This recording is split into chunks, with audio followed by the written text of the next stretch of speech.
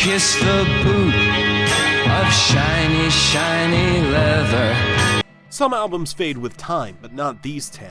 1967 wasn't just another year in rock. It was a turning point. This was the year rock became more than just music. It became an experience. Psychedelic, experimental, rebellious, and unforgettable. We'll be taking a look at 1967 rock albums we'll never forget. Some of these albums became instant classics. Others took years to get the recognition they deserved, but every single one of them left a permanent mark on music history. We'll be kicking things off with an album so influential, it basically rewrote the rulebook on what rock could be. Number 1, The Beatles, Sgt. Pepper's Lonely Hearts Club Band. Lucy in the sky with diamonds. The Beatles didn't just push boundaries with this album, they completely redefined what music could be. By 1967, the Fab Four had quit touring, grown mustaches, and locked themselves inside Abbey Road Studios with a limitless budget and zero creative restraints. The result was an album that played like a hallucinogenic carnival.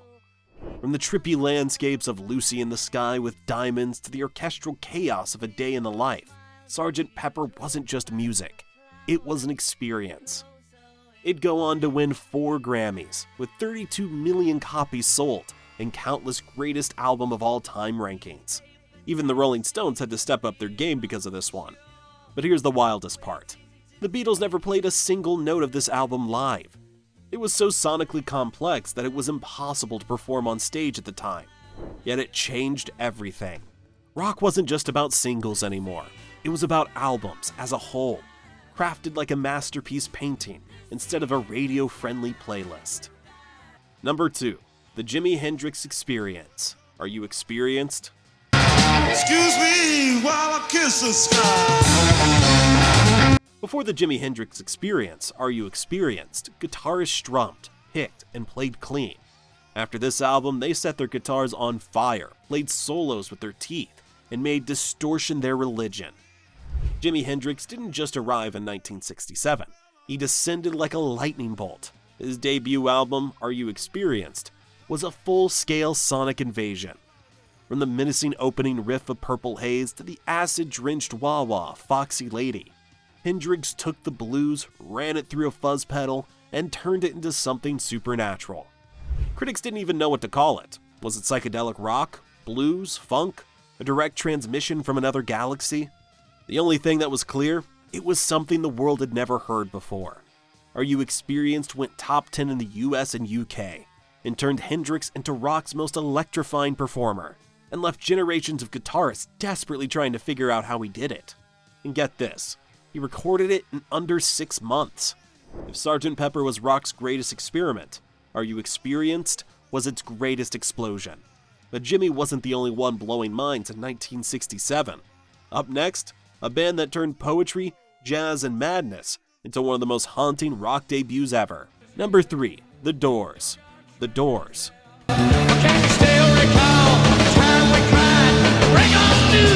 The Doors is the perfect example of an album that opens with a bang. The very first track, Break On Through to the Other Side, a declaration of war against musical convention. Jim Morrison wasn't your average frontman. He was a poet, a shaman, and a walking time bomb, spitting out lyrics that felt like prophecies. His voice slithered through the end, an 11-minute psychedelic descent to pure madness. And let's not forget Ray Manzarek's swirling organ, a sound that made The Doors instantly recognizable. There were no bass guitars here, just keyboards, guitars, drums, and Morrison's hypnotic voice, dragging you into another world. The Doors recorded sales of over 20 million copies. It's safe to say they incinerated everything that came before. Number 4, Jefferson Airplane, Surrealistic Pillow. Go chasing rabbits and you. If San Francisco had a soundtrack in 1967, this was it. Surrealistic Pillow was a psychedelic roller coaster, bouncing between dreamy folk, acid-drenched rock, and full-blown mind expansion. This wasn't just an album. It was a passport to Haight-Ashbury. 2 tracks alone made it immortal. White Rabbit, a 2-minute psychedelic march straight down Lewis Carroll's rabbit hole, backed by Grace Slick's hypnotic, almost militant vocals. and Somebody to Love, a fiery, rebellious anthem that instantly turned Jefferson Airplane into rock royalty. Tracks like Today and Comin' Back to Me prove that Jefferson Airplane could be just as introspective and beautiful as they were wild. Critics at the time didn't even know what to do with it. Was it folk, rock, psychedelic insanity? Turns out it was all of the above. And it worked. The album went platinum. White Rabbit became one of the most iconic songs of the 60s, and Jefferson Airplane solidified their place as the definitive band of the psychedelic revolution. But while Surrealistic Pillow was taking everyone higher, another band was about to drag rock into the dark underbelly of the human psyche. Number 5. The Velvet Underground and Nico. The Velvet Underground and Nico. Kiss the boot of shiny, shiny leather. In 1967, while the world was tripping on Sgt. Pepper and flower power, the Velvet Underground was documenting the grimy underworld of sex, drugs, and urban decay. And they weren't subtle about it.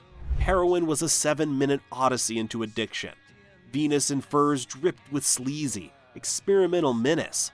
And I'm Waiting for the Man felt like a stolen conversation outside a back alley drug deal.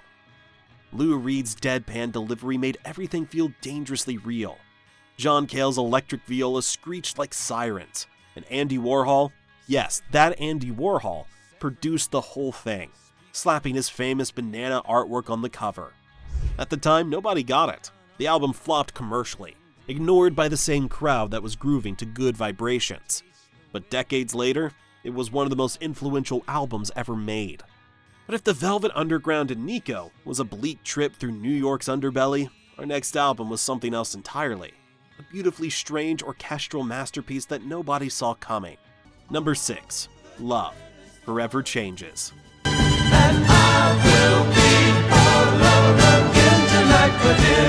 Some albums hit instantly. Others take decades to be fully appreciated. Forever Changes was one of the latter. Released in 1967 to underwhelming sales, it wasn't until years later that people realized they were looking at a psychedelic folk masterpiece. Arthur Lee, Love's enigmatic frontman, wrote songs that were beautiful, eerie, and deeply unsettling all at once.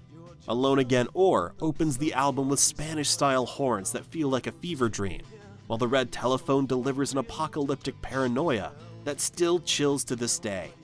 And here's the wild part. Lee was convinced he was going to die soon. He recorded Forever Changes like it was going to be his final statement to the world, every lyric filled with cryptic warnings and unsettling wisdom. Production was stunning, with orchestral arrangements weaved through folk guitars, making the whole album feel like a psychedelic symphony. And while it didn't blow up like Sgt. Pepper at the time, Forever Changes has since been recognized as one of the most hauntingly beautiful albums ever recorded. Number 7. Cream. Disraeli Gears. In the sunshine of your love. If psychedelia was all about drifting through dreamlike soundscapes, Cream wasn't interested. They took the acid-drenched aesthetics of 1967 and set them on fire. Disraeli Gears was loud, raw, and completely untamed. A supercharged fusion of blues, hard rock, and mind-bending psychedelia. And at the center of it all was Eric Clapton. His guitar work on Sunshine of Your Love wasn't just a riff, it was a blueprint for heavy rock. And then there was Strange Brew, a psychedelic blues shuffle that made it clear Cream wasn't just a band, they were a force. Jack Bruce's soulful vocals, Ginger Baker's thunderous drumming, and Clapton's face-melting solos turned Disraeli Gears into something bigger than the sum of its parts. The album sales went platinum, and believe it or not, every hard rock and metal band owes something to this album. And just like that, blues-based rock was evolving into something heavier, wilder, and more powerful. Number 8. Bob Dylan. John Wesley Harding. John Wesley Harding was a friend to the poor. Dylan didn't just release albums, he reinvented himself every time. And John Wesley Harding was his biggest curveball yet. Just a year earlier, Blonde on Blonde had been a hurricane of surreal lyrics and electric blues. But in 1967, after a near-fatal motorcycle crash, Dylan did the exact opposite of what people expected. He went quiet. John Wesley Harding stripped everything down. No fuzz, no chaos, just simple, haunting folk ballads rooted in American mythology. All Along the Watchtower featured cryptic lyrics and a haunting melody. It was already an instant classic, but then Jimi Hendrix got his hands on it. His explosive cover turned the song into one of the most powerful anthems of the era, proving Dylan's genius didn't need to be loud to shake the world. Critics were stunned. This wasn't protest Dylan. It wasn't electric Dylan. It was something entirely new. And while John Wesley Harding didn't come with psychedelic explosions or arena-shaking riffs, it still hit just as hard. But if Dylan was stripping things down, our next band was doing the opposite, blending rock with full-blown orchestral grandeur. Number 9, the Moody Blues, Days of Future Past. Nights in white satin, never reaching. Psychedelia was already pushing boundaries in 1967, but the Moody Blues completely changed the playing field. Days of Future Past was one of the first true concept albums, telling the story of an ordinary day from dawn to night. Except it sounded like it was recorded in another dimension. Tracks like Nights in White Satin didn't just chart, it became legendary. Sweeping strings, poetic lyrics, and Justin Hayward's melancholic voice created something otherworldly. The entire album blended psychedelic rock with a full orchestra, creating a lush cinematic experience unlike anything before it. It became one of the most influential albums ever, proving that rock wasn't just about guitars and rebellion. It could be grander, deeper, and more emotionally powerful than anyone imagined. Number 10, Pink Floyd, The Piper at the Gates of Dawn.